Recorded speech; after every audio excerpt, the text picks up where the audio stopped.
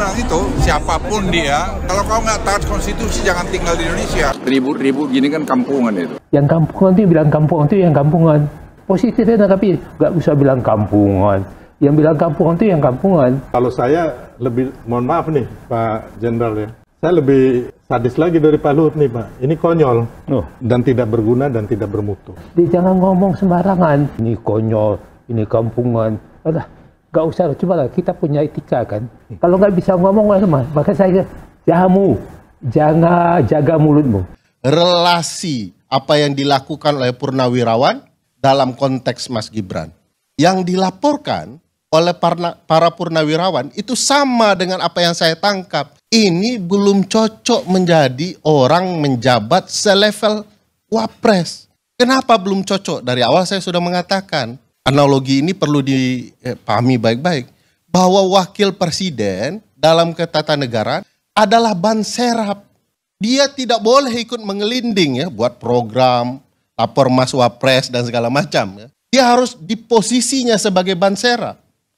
Namun sebagai ban serap ketatanegaraan, kualitasnya harus seprima ban utama. Kalau tidak, perjalanan ketatanegaraan kita bakal terganggu suatu waktu. Karena kualitas ban serap yang bermasalah. Jadi seorang wapres juga harus punya kapasitas yang baik. Nah ini problematika kalau wapres kita tidak mampu menunjukkan kualitasnya. Dan oleh karena itu para purnawirawan melihat ini bermasalah, kita ganti sajalah. Kembali lagi bapak-bapak juga kan pendukungnya Pak Anies Baswedan. Saya tahu satu persatu Pak. Ada teman-teman bapak itu yang 2014 itu sama saya. Baik. Gitu loh. Saya tahu apa pokok pikirannya mereka mau minta jabatan apa, saya tahu Pak. Itu yang menyakitkan hati saya. Saya mau tidak kebagian apa. Saya seorang marinir. Saya menjadi orang nomor 1 di marinir sudah. Saya sudah menjadi Irjen Depan. Saya anaknya seorang peltu. Bapak saya dan Koramil di Sumatera.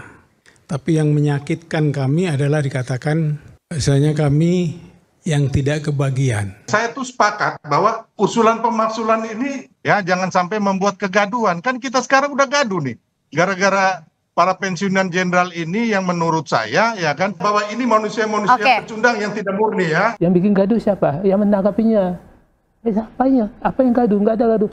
Yang menanggapinya yang gaduh itu aja. Ini kan inilah saya bilang. Ini kita harus waspada. Ini pakai gaya baru kan, mengadu domba gitu. Mau dinilai apapun saya terserah. Prabowo silakan jadi presiden. Adik saya, dia 5 lifting di bawah saya. Iyalah, makanya kami buat yang ke-8 memakzulkan. Itu kecintaan kami kepada Prabowo. Kenapa kok Prabowo ditempelkan itu? Tempelkan Gibran, tempelkan Fufu Fafa. Saya khawatir kalau terjadi hidden kudeta.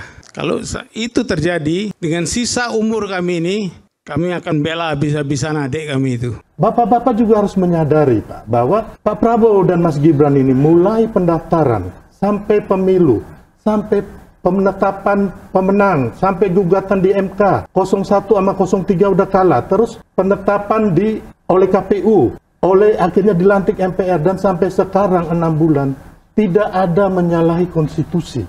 Tidak ada menyalahi konstitusi. Kebetulan syarat menjadi wakil presiden masih sama di dalam undang-undang pemilu, harus berusia 40 tahun. Tetapi Mas Gibran sampai hari ini jauh lagi tahunnya untuk sampai usia 40 tahun. Apa yang terjadi? Skandal di Mahkamah Konstitusi lah yang membuka ruang Mas Gibran bisa masuk dalam kancah politik ini. Skandal ini adalah ruang untuk bisa mengevaluasi apakah wakil presiden bisa di-impeach dan di-remove from the office ya, dimakzulkan. Supaya fair, konstitusi kita sudah berkata begitu, bahwa ketika diusulkan, lalu diparipurnakan, terpenuhi kemudian paripurna itu untuk keluarnya pendapat DPR, maka di forum privilegiatum, forum khusus di Mahkamah Konstitusi, kita akan buktikan Republik ini dalam ruang politik tertingginya penuh rekayasa atau tidak di forum di Mahkamah Konstitusi. Hanya timbul pertanyaan besar saya, kalau masuk kasus wakil presiden ke forum privilegiatum di MK, pamannya masih ikut mengadili atau tidak? Karena pamannya masih ada di Mahkamah Konstitusi. begitu tidak fairnya politik ketatanegaraan kita, tapi ini harus dihadapi. Dan bagi saya, nahkoda utama juga harus lantang.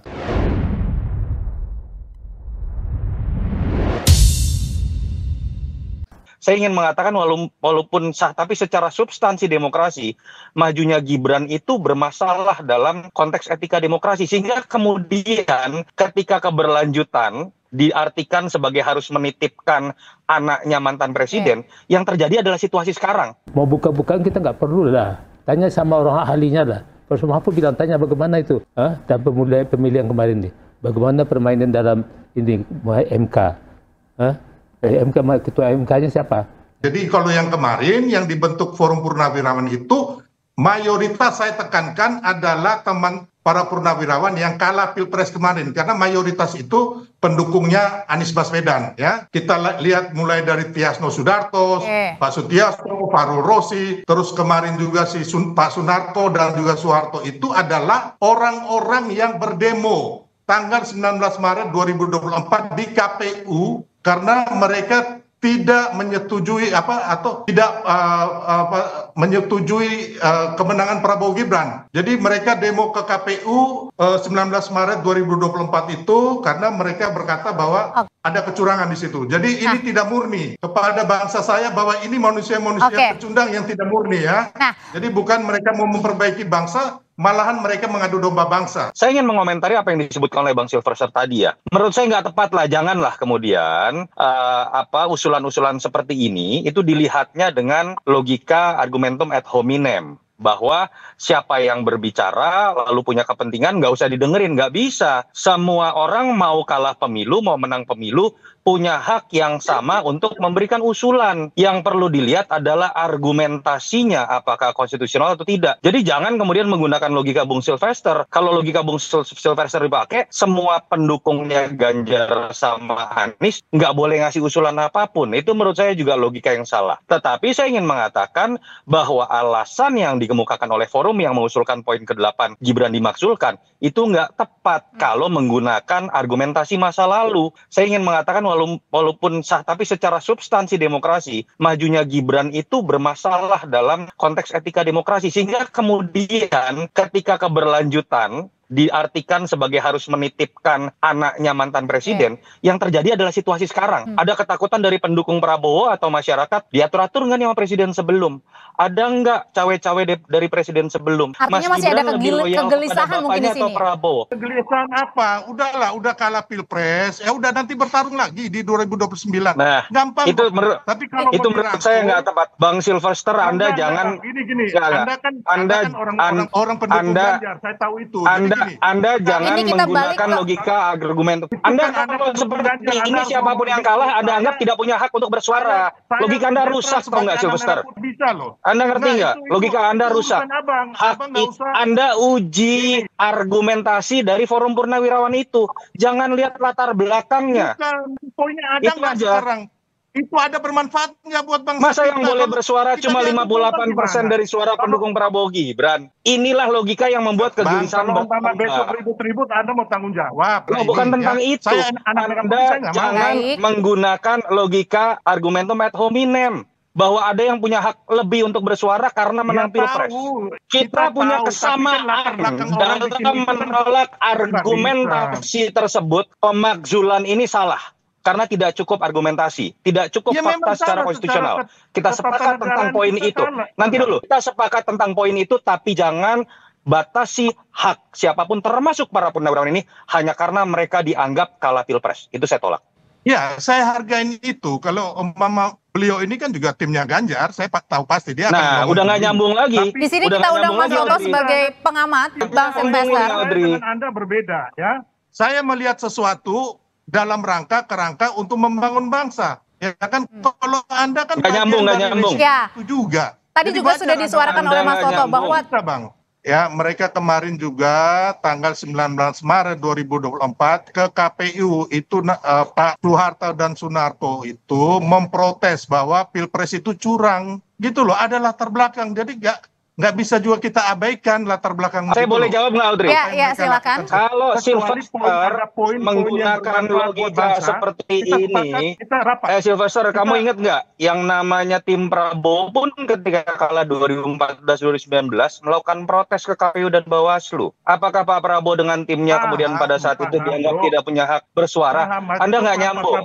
Kita bicara di sini, kita uji saja apakah argumentasi Purnawirawan itu kuat atau tidak secara konstitusional. Jangan Anda bawa menang atau kalah. Itu yang akan menambah kegelisahan. Kita uji, tapi Anda jangan mulai dengan bahasa kalau Anda kalah Pilpres, Anda tidak boleh bersuara. Itu udah ngawur.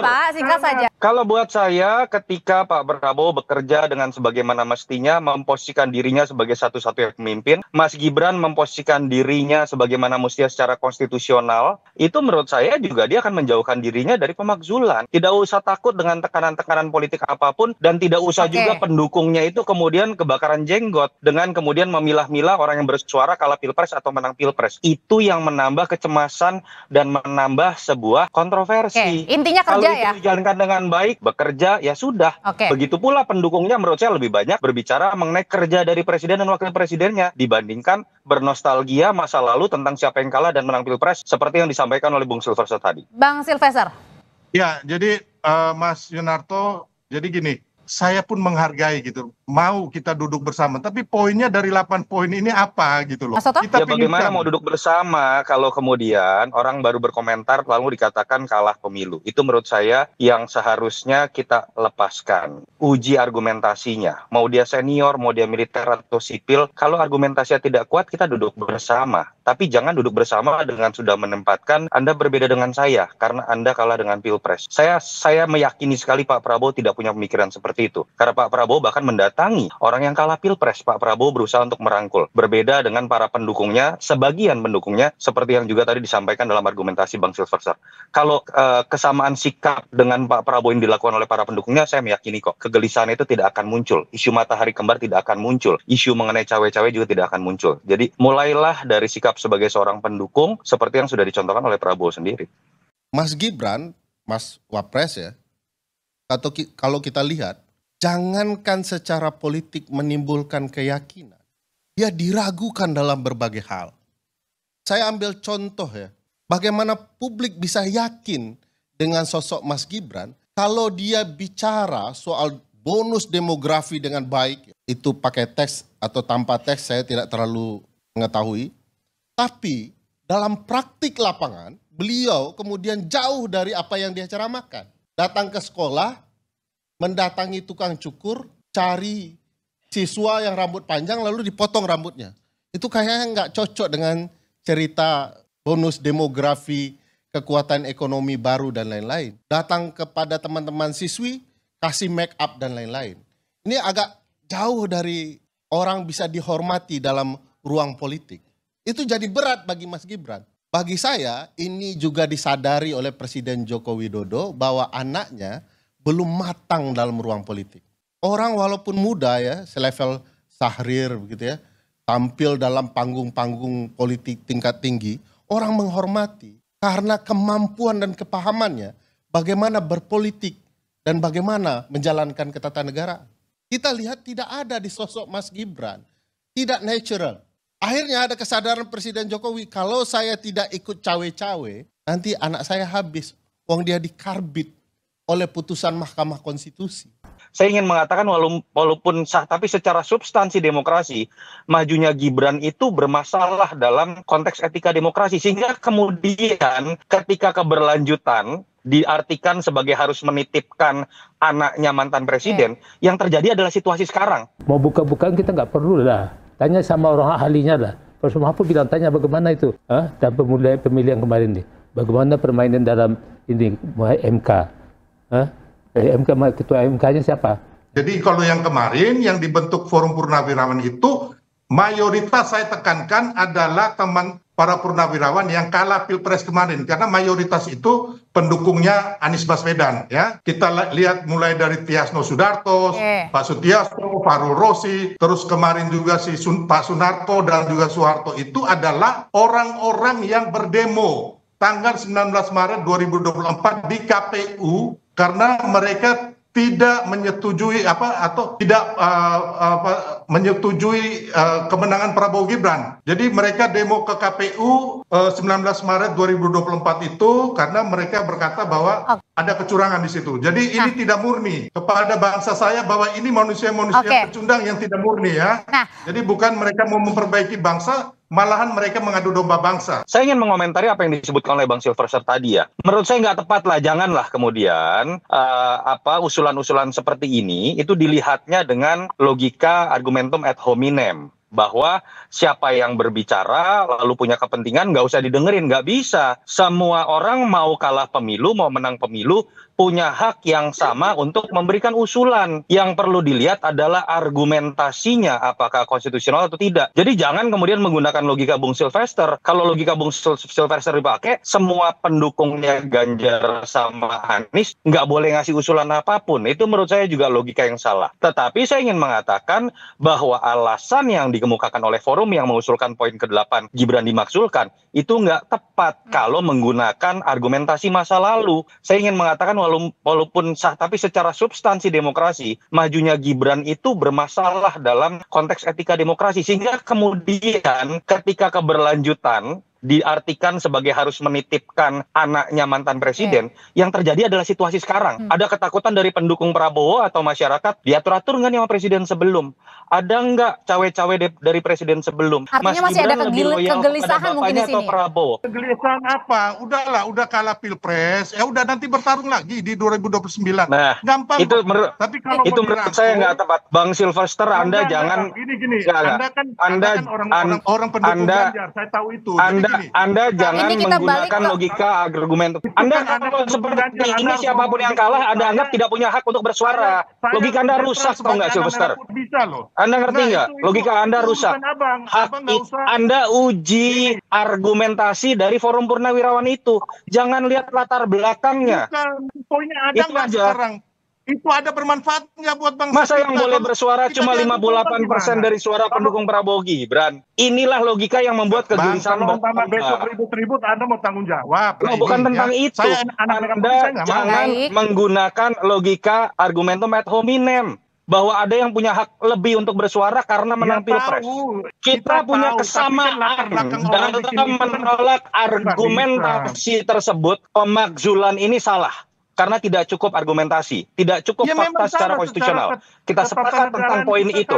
Nanti dulu, kita sepakat tentang poin itu, tapi jangan batasi hak siapapun termasuk para purnawirawan ini hanya karena mereka dianggap kalah pilpres. Itu saya tolak. Ya, saya hargain itu. Kalau umpama beliau ini kan juga timnya Ganjar, saya tahu pasti dia akan. Nah, udah nggak nyambung lagi. Di sini kita undang Mas Toto sebagai pengamat, Bang Silverster. Dengan Anda berbeda, ya. Saya melihat sesuatu dalam kerangka untuk membangun bangsa, ya kan? Kalau Anda kan nggak nyambung. Ya. Itu juga. Tadi juga sudah disuarakan oleh Mas Toto bahwa ya mereka kemarin juga tanggal 19 Maret 2024 ke KPU itu Pak Soeharto dan Sunarto itu memprotes bahwa pilpres itu curang, gitu loh. Ada latar belakang, jadi nggak bisa juga kita abaikan latar belakang. Saya boleh jawab nggak, Audrey? Ya, silakan. Kalau Silverster menggunakan logika seperti ini, Silverster, kamu ingat nggak yang namanya tim Prabowo pun ketika kalah 2014-2019 melakukan protes ke KPU dan Bawaslu. Apakah Pak Prabowo dengan timnya kemudian pada saat itu dianggap tidak punya hak bersuara? Anda nggak nyambung. Kita bicara di sini, kita uji saja apakah argumentasi Purnawirawan itu kuat atau tidak secara konstitusional. Jangan Anda bawa menang atau kalah. Itu yang akan menambah kegelisahan. Kita uji, tapi Anda jangan mulai dengan bahasa kalau Anda kalah pilpres, Anda tidak boleh bersuara. Itu udah ngawur. Singkat saja. Kalau buat saya, ketika Pak Prabowo bekerja dengan sebagaimana mestinya, memposisikan dirinya sebagai satu-satunya pemimpin, Mas Gibran memposisikan dirinya sebagaimana mestinya secara konstitusional, itu menurut saya juga dia akan menjauhkan dirinya dari pemakzulan. Tidak usah takut dengan tekanan-tekanan politik apapun, dan tidak usah Oke. juga pendukungnya itu kemudian kebakaran jenggot dengan kemudian memilah-milah orang yang bersuara kalah pilpres atau menang pilpres. Itu yang menambah kecemasan dan menambah sebuah kontroversi. Oke, intinya Kalau kerja itu ya. dijalankan dengan baik, bekerja, ya sudah. Oke. Begitu pula pendukungnya menurut saya lebih banyak berbicara mengenai kerja dari presiden dan wakil presidennya dibandingkan bernostalgia masa lalu tentang siapa yang kalah dan menang pilpres seperti yang disampaikan oleh Bung Silverster tadi. Bang Silvester. Ya, jadi Mas Yunarto, jadi gini, saya pun menghargai gitu, mau kita duduk bersama, tapi poinnya dari 8 poin ini apa gitu loh. Mas Toto? Kita Ya bagaimana pingin mau duduk bersama kalau kemudian orang baru berkomentar lalu dikatakan kalah pemilu. Itu menurut saya yang seharusnya kita lepaskan. Uji argumentasinya. Mau dia senior, mau dia militer atau sipil, kalau argumentasinya tidak kuat kita duduk bersama. Tapi jangan duduk bersama dengan sudah menempatkan Anda berbeda dengan saya karena Anda kalah dengan pilpres. Saya meyakini sekali Pak Prabowo tidak punya pemikiran seperti itu. Karena Pak Prabowo bahkan mendatangi orang yang kalah pilpres. Pak Prabowo berusaha untuk merangkul. Berbeda dengan para pendukungnya, sebagian pendukungnya, seperti yang juga tadi disampaikan dalam argumentasi Bang Silverster. Kalau kesamaan sikap dengan Pak Prabowo yang dilakukan oleh para pendukungnya, saya meyakini kok kegelisahan itu tidak akan muncul. Isu matahari kembar tidak akan muncul. Isu mengenai cawe-cawe juga tidak akan muncul. Jadi mulailah dari sikap sebagai seorang pendukung seperti yang sudah dicontohkan oleh Prabowo sendiri.